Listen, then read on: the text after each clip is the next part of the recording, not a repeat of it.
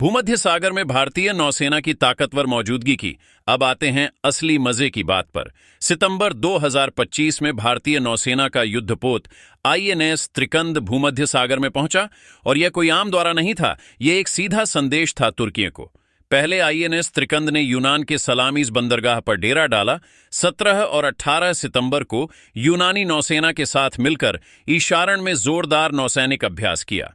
यूनान और तुर्की के बीच हजारों सालों की दुश्मनी है और भारत ने जाकर यूनान के साथ हाथ मिलाया। फिर 23 सितंबर को यही युद्धपोत पहुंचा साइप्रस के लिमासोल बंदरगाह पर और 24 सितंबर को साइप्रस की नौसेना के साथ पास एक अभ्यास किया। अब साइप्रस भी तुर्की की आंख की किरकिरी है, क्योंकि तुर्की ने साइप्रस के एक हिस्से पर कब्जा कर रखा है। तो सोचिए, तुर्की के बगल में उसके सबसे बड़े दुश्मनों के साथ भारतीय नौसेना ने ताकत का प्रदर्शन किया। यह कितना बड़ा राजनीतिक और सैन्य संदेश था। अब आप सोच रहे होंगे कि यह आईएनएस त्रिकंद कौन सा जहाज है, तो बता दें कि यह भारतीय नौसेना का बेहद आधुनिक और शक्तिशाली शिवालिक श्रेणी का प्रच्छन्न युद्धपोत है। इस युद्धपोत में लगी हैं अत्याधुनिक प्रक्षेपास्त्र, राडार प्रणाली और प्रच्छन्न तकनीक, मतलब दुश्मन को पता भी नहीं चलेगा और यह जहाज पहुंच जाएगा उसके सामने। यूनानी पत्रकार पॉल एंटोनोपोलस ने तो सामाजिक माध्यम पर लिखा कि आईएनएस त्रिकंद की पूर्वी भूमध्य सागर में मौजूदगी तुर्की को एक शक्तिशाली संदेश है कि भारत यूनान और साइप्रस के साथ खड़ा है। यह भी कहा गया कि भारत चुपचाप नहीं बैठेगा जब तुर्की पड़ोसी देश की क्षेत्रीय महत्वाकांक्षाओं को प्रोत्साहित करता है। अब बात करते हैं कि तुर्की को इससे इतनी चिंता क्यों हो रही है। देखिए, राष्ट्रपति एर्दोगान के दिमाग में एक सपना है, पुराने उस्मानी साम्राज्य की तरह फिर से तुर्की को एक बड़ी ताकत बनाना। वो चाहते हैं कि पूरे मुस्लिम जगत में तुर्की की धाक हो, खासकर भूमध्य सागर और मध्य पूर्व में।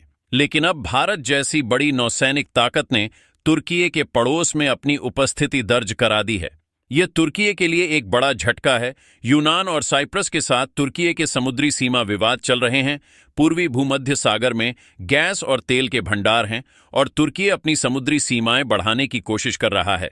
लेकिन अब भारत ने यूनान और साइप्रस को समर्थन देकर तुर्की की योजनाओं में रोड़ा अटका दिया है।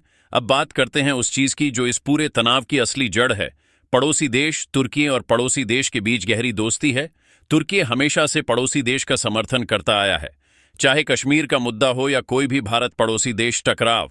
लेकिन जून 2025 में एक सैन्य कार्यवाही के दौरान तुर्की ने जो किया वह हद पार कर गया। न सिर्फ राष्ट्रपति एर्दोगान ने भारत के खिलाफ बयान दिए, बल्कि तुर्की ने पड़ोसी देश को हथियार और सैन्य उपकरण भी आपूर्ति किए।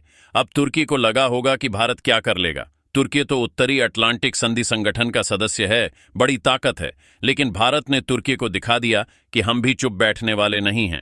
भारत ने तुर्की की ही रणनीति अपनाई, दुश्मन का दुश्मन मेरा दोस्त। जिस तरह तुर्की ने पड़ोसी देश के साथ हाथ मिलाया, उसी तरह भारत ने यूनान, साइप्रस, आर्मेनिया के साथ हाथ मिला लिया। और सबसे मजेदार बात, भारत ने अपने युद्धपोत तुर्की के घर के बाहर भेज दिए।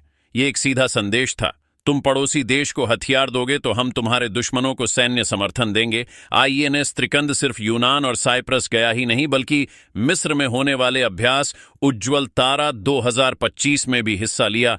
यह एक बहुराष्ट्रीय नौसैनिक अभ्यास है जिसमें कई देश भाग लेते हैं। भारत का अलेक्जेंड्रिया बंदरगाह पर पड़ाव डालना और फिर अभ्यास में भाग लेना, यह दिखाता है कि भारत अब भूमध्य सागर में एक स्थायी उपस्थिति चाहता है।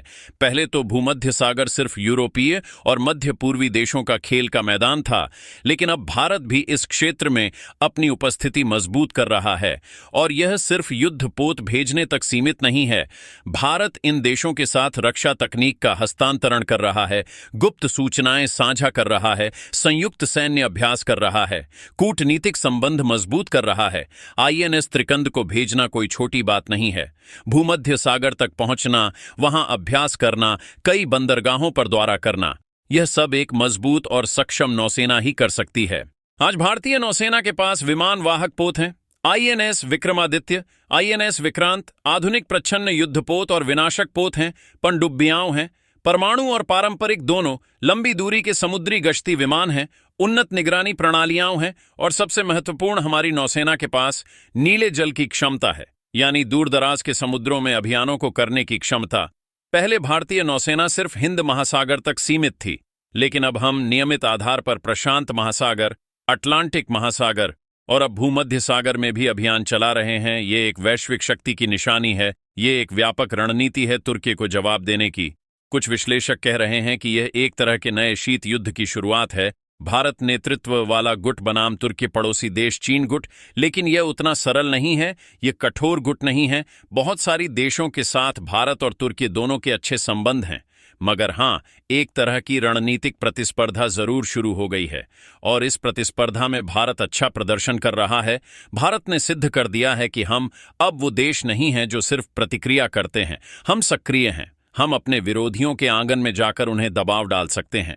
भारत शायद भूमध्य सागर में कोई स्थायी नौसैनिक उपस्थिति स्थापित करे, या तो यूनानी या साइप्रस के बंदरगाह में साजो सामान समर्थन, इजराइल भारत यूनान त्रिपक्षीय सहयोग और मजबूत होगा। तुर्की शायद चीन के साथ और करीब आए, पड़ोसी देश तुर्की रक्षा सहयोग बढ़े, और तुर्की ने सोचा था कि वह पड़ोसी देश की मदद करके भारत को नीचा दिखा देगा, लेकिन भारत ने एक शानदार जवाबी रणनीति अपनाई। हमने तुर्की को उसी के घर में घुसकर दिखा दिया कि अगर तुम हमारे दुश्मनों को समर्थन करोगे तो हम तुम्हारे दुश्मनों को सैन्य और कूटनीतिक समर्थन देंगे। भारतीय नौसेना ने हाल ही में भूमध्य सागर में अपना दबदबा दिखाया है और इसने तुर्की को चिंतित कर दिया है। क्या आप जानते हैं कि भारत ने क्यों अपने युद्धपोत तुर्की के पड़ोस में भेजे और इससे पड़ोसी देश से क्या संबंध है? चलिए जानते हैं पूरी कहानी। दोस्तों, मई 2025 में भारत ने पड़ोसी देश के खिलाफ एक सैन्य अभियान चलाया था। यह एक स्थान पर हुए हमले का जवाब था, लेकिन इस दौरान एक बात सामने आई। पड़ोसी देश ने तुर्की निर्मित एक विशेष प्रकार के ड्रोन का इस्तेमाल किया। यही नहीं, इस पूरे मामले में तुर्की ने पड़ोसी देश का खुलकर समर्थन किया। तुर्की के राष्ट्रपति एर्दोगान पड़ोसी देश के मजबूत समर्थक रहे हैं। पड़ोसी देश तुर्की और एक अन्य राष्ट्र एक त्रिकोणीय गठबंधन बन चुका है।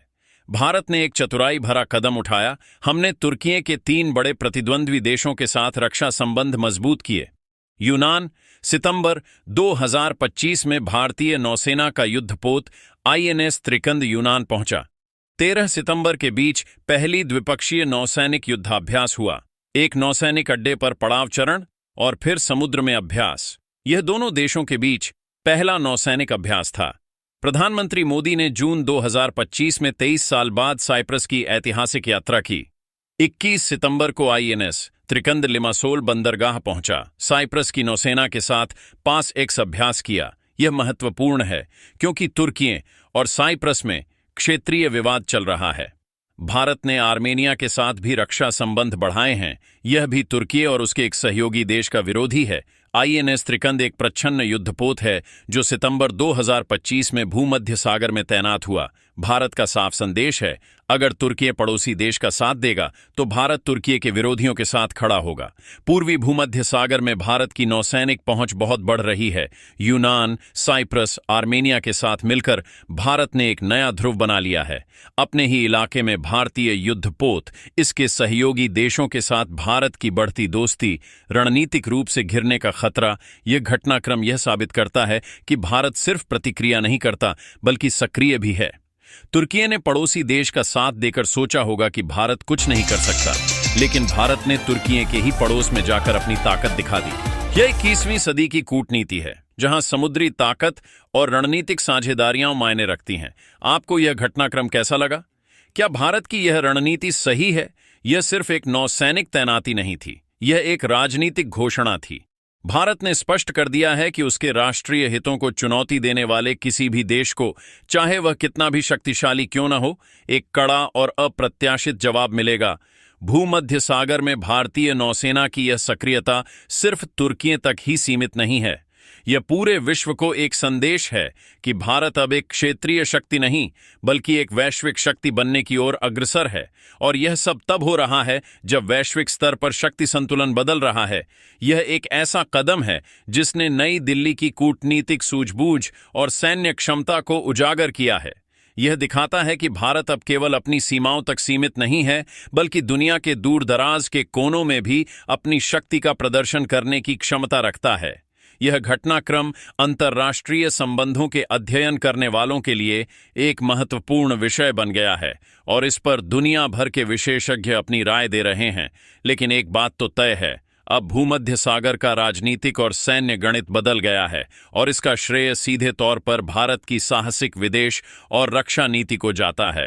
भारत का यह कदम, जिसे कुछ लोग प्रति घेराबंदी की रणनीति कह रहे हैं, तुर्की के लिए एक ऐसा झटका है जिसे वह आसानी से पचा नहीं पाएगा, क्योंकि यह सीधे तौर पर उसके क्षेत्रीय प्रभुत्व के दावों को चुनौती देता है, खासकर पूर्वी भूमध्य सागर में, जहां वह प्राकृतिक संसाधनों पर अपना एकाधिकार स्थापित करने की कोशिश कर रहा है। यह देखना दिलचस्प होगा कि तुर्की अब इस पर क्या प्रतिक्रिया देता है।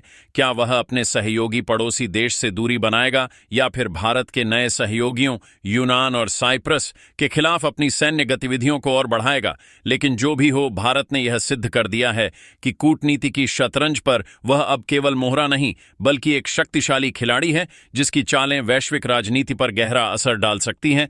आईएनएस त्रिकंद की तैनाती ने एक बार फिर इस बात को रेखांकित किया है कि भारत की बढ़ती नौसैनिक ताकत हिंद महासागर से निकलकर अब वैश्विक महासागरों में अपनी छाप छोड़ रही है।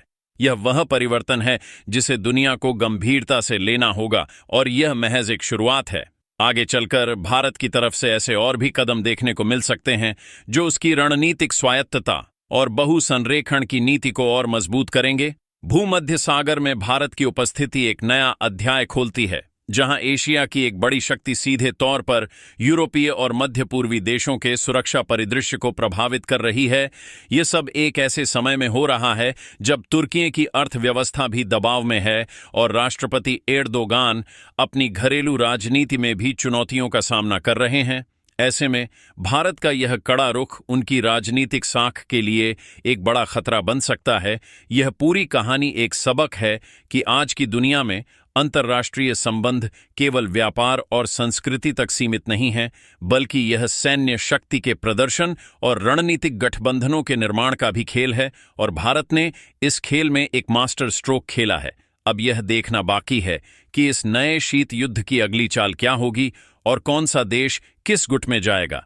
लेकिन इतना तो स्पष्ट है कि तुर्की अब भारत को हल्के में नहीं लेगा और उसे अपनी विदेश नीति पर पुनर्विचार करने के लिए मजबूर होना पड़ेगा। आईएनएस त्रिकंद की वापसी के बाद भी भारत के सहयोगियों के बंदरगाहों पर भारतीय नौसेना की नियमित उपस्थिति की संभावना है, जिससे तुर्की पर दीर्घकालिक दबाव बना रहेगा। यह एक निरंतर चलने वाली रणनीतिक प्रतिस्पर्धा है, जिसका परिणाम अंतर्राष्ट्रीय मंच पर भारत के दर्जे को और भी ऊंचा उठाएगा। यह एक ऐसी स्थिति है जहां सैन्य शक्ति और कूटनीतिक पहल एक दूसरे के पूरक बन गए हैं और भारत ने इन दोनों का बखूबी इस्तेमाल किया है। पूर्वी भूमध्य सागर का यह संकट एक तरह से तुर्की की महत्वाकांक्षाओं और भारत के राष्ट्रीय हितों के बीच का टकराव है, और भारत ने अपनी सक्रिय और साहसिक नीति से यह साबित कर दिया है कि वह अपने हितों की रक्षा के लिए किसी भी हद तक जा सकता है। यह एक ऐसा विकास है जिसने एशिया की बदलती शक्ति संरचना को भी दर्शाया है, और यह केवल एक ट्रेलर है। पूरी फिल्म अभी बाकी है, जिसमें भारतीय नौसेना की नीले जल की क्षमता का पूरा प्रदर्शन देखने को मिलेगा। यह एक ऐसा समाचार है जिसने दुनिया भर के रक्षा विशेषज्ञों को स्तब्ध कर दिया है और जिसने यह सिद्ध कर दिया है कि भारत अब केवल प्रतिक्रिया करने वाला देश नहीं रहा, बल्कि अपनी शर्तों पर वैश्विक राजनीति में खेलने वाला एक शक्तिशाली राष्ट्र बन गया है। और इस पूरी कहानी का सबसे बड़ा सबक यही है कि अंतर्राष्ट्रीय संबंधों में अब किसी भी देश को कम आंकना एक बड़ी गलती हो सकती है, खासकर तब जब वह देश भारत हो, जिसके पास इतिहास, कूटनीति और अब सैन्य शक्ति का एक ऐसा बेजोड़ मिश्रण है जो उसे दुनिया के सबसे प्रभावशाली खिलाड़ियों में से एक बनाता है। और यह भूमध्य सागर में भारतीय युद्धपोत की मौजूदगी इस बात का स्पष्ट प्रमाण है, जिसने तुर्की और उसके सहयोगियों को एक कड़ा संदेश दिया है कि भारत अब किसी भी चुनौती का सामना करने के लिए तैयार है, चाहे वह चुनौती उसके पड़ोस से आए या फिर हजारों मील दूर से। यह एक ऐसी कहानी है जो हमें याद दिलाती है कि हम एक नई और अधिक जटिल दुनिया में जी रहे हैं, जहां महाशक्तियों का उदय हो रहा है और पुरानी शक्तियों को अपनी भूमिका पर पुनर्विचार करने के लिए मजबूर होना पड़ रहा है। और इस पूरे भूमध्य सागरीय घटनाक्रम में भारत की भूमिका एक शक्ति संतुलनकर्ता की नहीं, बल्कि एक शक्ति निर्धारक की रही है, जिसने अपने हितों की रक्षा के लिए नियमों को फिर से परिभाषित किया है। यह एक ऐसा कदम है जिसे भारतीय कूटनीति के इतिहास में स्वर्णिम अक्षरों में लिखा जाएगा और जिसकी गूंज आने वाले कई सालों तक अंतर्राष्ट्रीय मंच पर सुनाई देगी। यह केवल एक युद्धपोत की यात्रा नहीं थी, यह एक वैश्विक शक्ति के उद्भव की घोषणा थी जिसने तुर्की की नींद उड़ा दी है और दुनिया को भारत की बढ़ती ताकत का एहसास कराया है। यह एक ऐसा कदम था जो न केवल सैन्य बल्कि राजनीतिक और कूटनीतिक रूप से भी अत्यधिक महत्वपूर्ण था, और यह साबित करता है कि भारत अब वह देश नहीं है जिसे सिर्फ सुना जाए, अब वह देश है जिसे देखा और महसूस किया जाना चाहिए। दोस्तों, इस पर अपनी राय कमेंट बॉक्स में जरूर बताएं। इसी तरह की और भी नॉलेजेबल वीडियो देखने के लिए हमारे चैनल TND न्यूज को सब्सक्राइब जरूर कीजिएगा। धन्यवाद।